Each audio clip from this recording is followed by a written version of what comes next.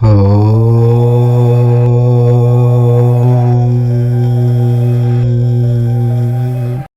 మంగళవారం యోగిని ఏకాదశి. జ్యేష్ఠ మాసంలో వచ్చే చివరి ఏకాదశిని యోగిని ఏకాదశి అని పిలుస్తారు. ఏకాదశి తిథి శ్రీ మహావిష్ణువుకు చాలా ప్రీతికరమైనది. ఈ రోజున శ్రీ మహావిష్ణువును ఆచార వ్యవహారాలతో పూజిస్తారు. శ్రీ మహావిష్ణువును పూజించటం ద్వారా కోరిన కోరికలు నెరవేరుతాయి. హిందూ మతంలో ఏకాదశికి చాలా ప్రాముఖ్యత ఉంది. ఏకాదశి తిథి ప్రతి నెల 2 సార్లు వస్తుంది. కృష్ణపక్షంలో 1, శుక్లపక్షంలో 1. ఒక సంవత్సరంలో మొత్తం 24 ఏకాదశులు వస్తాయి.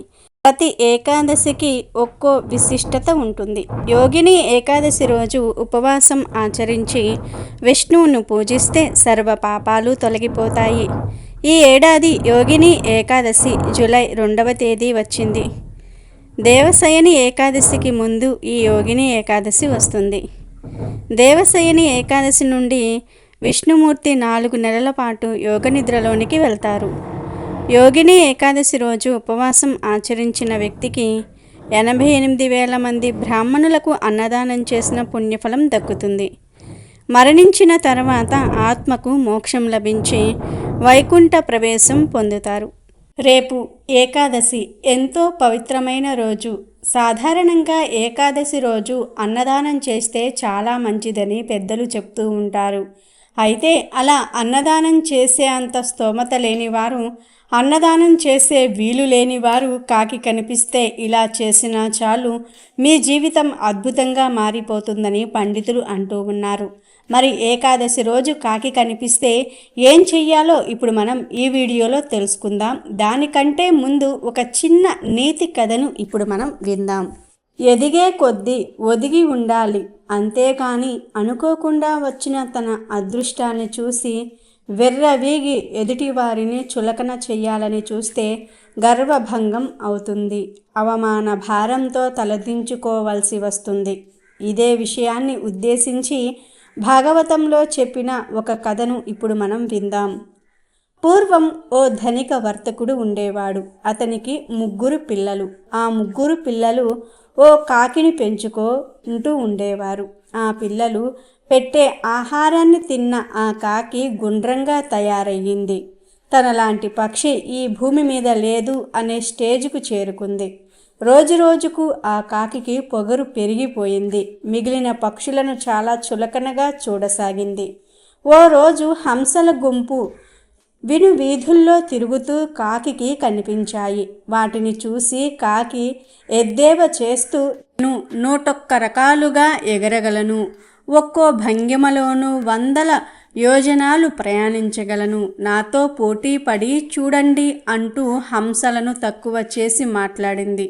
అయితే హంసల గుంపులోని ఒక హంస కాకిని సమాధానపరిచే ప్రయత్నం చేస్తూ, మేము ఎక్కడో మానస సరోవరం నుంచి ప్రయాణిస్తూ ఉన్నాం, దూరాలను ప్రయాణించగలం, కనుకనే లోకం మమ్మల్ని గౌరవిస్తుంది, మాతో నీకు పోటీ ఏంటి అంటూ కాకిని సమాధానపరిచే ప్రయత్నం చేసింది. అయితే పొగరుతో ఉన్న కాకికి మంచి మాటలు చెవికి ఎక్కలేదు. నాతో పోటీ అంటే భయపడి ఇలాంటి సాకులు చెప్తూ ఉన్నావు, నీలో నిజంగా దమ్ముంటే నాతో పోటీకి రా అంటూ రెచ్చగొట్టింది. దాంతో కాకి హంస పోటీకి సిద్ధమయ్యాయి. కాకికి హంసలు ఎంత నచ్చ చెప్పినా తన మంకు పట్టు విడవకపోవటంతో హంస కాకితో పోటీకి దిగింది. దీంతో 2 ఒక్కసారిగా ఆకాశంలోనికి ఎగిరాయి. కాకి సంతోషంగా తనకు తెలిసిన విద్యలన్నీ కూడా ప్రదర్శించటం మొదలుపెట్టింది. గాలిలో పల్టీలు కొట్టుకుంటూ రకరకాల విన్యాసాలు చేస్తూ ఎగరటం మొదలుపెట్టింది. హంస మాత్రం నిదానంగా తనకు తెలిసిన ఒకే ఒక్క భంగిమలో నిదానంగా ఎగరసాగింది. కాకి గర్వంతో హంసను చూసి నవ్వుతూ ఎగతాళి చేసింది. ఇలా అయితే నువ్వు ఎప్పటికి గమ్యం చేరుకుంటావు అంటూ నాతో ఎగరడానికి ఎప్పటికీ నువ్వు పోటీ పడలేవు అంటూ నోటుకు వచ్చిన రీతిలో మాట్లాడింది. అయితే హంస మాత్రం తన దృష్టిని మరల్చలేదు. ఒక చిన్న చిరునవ్వు నవ్వి ముందుకు సాగింది. అలా ఎగురుతూ వెళ్తూ ఉండగానే తీరం దూరమైపోయింది. ఎక్కడ చూసినా సరే నీరే కనిపించసాగింది. అప్పటికే కాకి తన విన్యాసాలతో అలసిపోయింది. కాలు మోపడానికి ఇసుక కోసం వెతుకుతూ ఉంది. దీంతో అక్కడ పరిసరాలను చూసిన కాకి గుండె జల్లుమంది. ముందుకు సాగుదామంటే ఎగరడానికి ఒంట్లో ఓపిక లేదు. దీంతో మెల్లగా నీటిలోనికి పడిపోవటం మొదలుపెట్టింది. అప్పుడు హంసను వేడుకుంటూ, ఇక నేను ఎగరలేను, ఓపిక లేదు, నన్ను కాపాడు అంటూ వేడుకుంది. హంసకు కాకి తన పొగరుతో ప్రాణాల మీదకు తెచ్చుకున్నదని అర్థమైపోయింది. అది చూసి హంస, నీకు చాలా గమనాలు వచ్చన్నావే, గొప్ప గొప్ప విన్యాసాలు చేస్తానన్నావు, ఒక్కటి చూపవేం అని అడిగింది హంస. కాకి సిగ్గుపడింది. అప్పటికే అది సముద్రంలోనికి దిగబడిపోవడానికి సిద్ధంగా ఉంది. గర్వంతో కన్ను మిన్ను కానక నాకెదురెవ్వరూ లేరని, ఎంతటి బలవంతుళ్ళైనా సరే గెలవవచ్చునని అనుకునేదాన్ని. నా సామర్థ్యమేమిటో నాకిప్పుడు తెలిసి వచ్చింది. నా యందు దయచూపి నన్ను రక్షించు అంటూ ఆర్తనాదం చేసింది కాకి. నీళ్ళల్లో మునిగిపోతూ కావుమని దీనంగా అరుస్తున్న కాకిని చూసి జాలిపడి హంస తన కాళ్లతో దాని శరీరాన్ని పైకి లాగింది, చావు తప్పించింది. ఇంకెప్పుడు గొప్పలు పోగు అని మందలించి దానిని తీరానికి విసిరింది. కాకి లెంపలేసుకుంది. దీంతో కాకికి జ్ఞానోదయమయ్యింది. తాను చేసిన పనికి సిగ్గుపడిన కాకి హంసతో, మిత్రమా, ఎంగిలి మెతుకులు తిని నేను పొగరుతో నిన్ను రెచ్చగొట్టి నా ప్రాణాల మీదకు తెచ్చుకున్నా, నువ్వు నా మాటలను పట్టించుకోకుండా నా ప్రాణాలను కాపాడావు. లేకపోతే నేను ఆ సముద్రంలోనే సమాధి అయిపోయేదానిని. ఇక నుంచి నేను గొప్పలకు పోను, నన్ను క్షమించు అంటూ హంసను వేడుకుంది. కాకి మాటలు విన్న హంస నవ్వుకుంటూ వీధుల్లోకి ఎగిరిపోయింది. అందుకనే మన పెద్దలు ఎదిగే కొద్దీ ఒదిగి ఉండాలి, వాపును చూసి బలుపు అని పొగరుతో ఎగిరితే మొదటికే మోసం వస్తుంది. ఇక వీడియోలోనికి వస్తే అందరి ఇళ్ల దగ్గరికి కాకులు వస్తూ ఉంటాయి. అలా కాకులు వచ్చినప్పుడు వాటిని దాదాపు అందరూ తోలేస్తూ ఉంటారు తప్ప ఏమీ పెట్టరు. కొంతమంది కాకులకు ఆహారం పెడతారు, కానీ ఎక్కువ శాతం మంది కాకులను తోలేస్తూ ఉంటారు. కానీ కాకులకు ఆహారం పెడితే ఎంత మంచిదో తెలుసా? కాకులకు అన్నం పెడితే ఎంత మంచి జరుగుతుందో తెలిస్తే మీరే కాకుల కోసం వెతుక్కుని వెళ్ళి మరీ వాటికి ఆహారం పెడుతూ ఉంటారు. కాకులు పితృదేవతలకు అన్నం అంటే ఆహారం అందించేటటువంటి పవిత్ర జీవులు. చాలా కాలం క్రితం ఒక కాకి సూర్యుడి కోసం తపస్సు చేసింది. సూర్యుడు ప్రత్యక్షమై కాకి తపస్సుకు కారణం ఏమిటని అడుగుతాడు. దానికి కాకి, నన్ను ఈ లోకంలో అందరూ అసహించుకుంటూ ఉన్నారు, నేను కూడా ఒక వాహనం అవ్వాలి, దానిని అనుగ్రహించు అని అడుగుతుంది. దానికి సూర్యుడు 2 వరాలు ఇస్తాడు.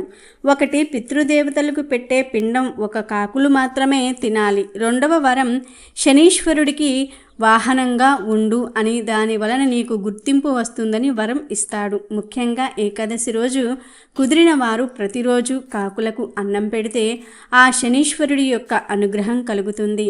అష్టమ శని, అర్ధాష్టమ శని, ఏలినాటి శని దోషాలు కూడా తొలగిపోతాయి. ముఖ్యంగా ఏకాదశి రోజు కాకులు కనబడితే వాటికి అన్నం పెట్టండి, ఆహారం పెట్టండి. మన పెద్దలు కాకి రూపంలో ఇంటికి వస్తారని అందరూ నమ్ముతూ ఉంటారు. అందుకే కాకులను పితృదేవతల స్వరూపంగా భావించి అన్నం పెడతారు. ఎవరైతే ప్రతిరోజు కాకికి అన్నం పెడతారో వారికి పితృదేవతల అనుగ్రహం లభిస్తుంది. పెద్దలకు తర్పణాలు వదలాలన్నా వదలకపోయినా కాకులకు అన్నం పెట్టడం వలన పెద్దలు ఆశీర్వదిస్తారని పురాణ ఇతిహాసాలు చెప్తూ ఉన్నాయి.